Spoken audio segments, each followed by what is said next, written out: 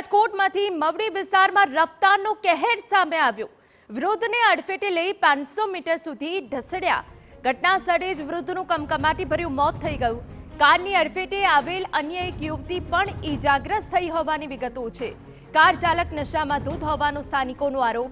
અકસ્માત સર્જનાર કારમાં 4 લોકો સવાર હોવાનો ઘટસ્ફોટ થયો છે। કારમાં સવાર 2 આરોપી હાલ પોલીસ સકંજામાં આવી ગયા છે। કાર અમદાવાદ પારસિંગની હોવાનો ખુલાસો થયો। રાજ્યમાં રફતારનો કહેર અટકવાનું નામ જ નથી લઈ રહ્યો। વડોદરા બાદ રાજકોટના મવડી રોડ પર બેફામ નબીરાઓએ વૃદ્ધને અડફેટે લેતા મોત નીપજ્યું, જ્યારે અન્ય એક ઇજાગ્રસ્ત યુવતી હાલ હોસ્પિટલમાં સારવાર હેઠળ છે। પોલીસે હાલ ઋત્વિજ પટોડિયા અને ધ્રુવ કોટક નામના આરોપીને ઝડપીને સમગ્ર મામલે વધુ તપાસ હાથ ધરી છે।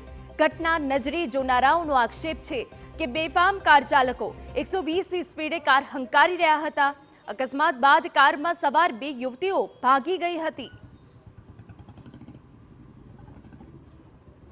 ભારત પેટ્રોલ પંપ પાસે ઊભો હતો અને પાછળથી કિયા સોનિક 120ની સ્પીડે હતી અને જે દાદા હતા પેટ્રોલ પૂરવા માટે નિરાતે હાઈલા આવતા હતા, એટલે કિયાની ફૂલ ટોકન ન્યા લાગી, એટલે બિચારા દાદા તો ન્યાની એક્સપાયર થઈ ગયા। મને એવી આશંકા લાગે છે અને મને ઠોકર લઈ ગઈ, હું બેભાન થઈ ગયો। પાછળ 2 છોકરીઓ હતી, 2 ભાગી ગઈ અને આ 2 છોકરાઓને પકડી લીધા। મને એવી આશંકા લાગે છે કે ડ્રિંક્સ કર્યું હોય એવું। બીજા 3 જણા લીધા, એક આને આગળ હતો, એ તો લગભગ વહી ગયો। કેટલી સ્પીડ છે?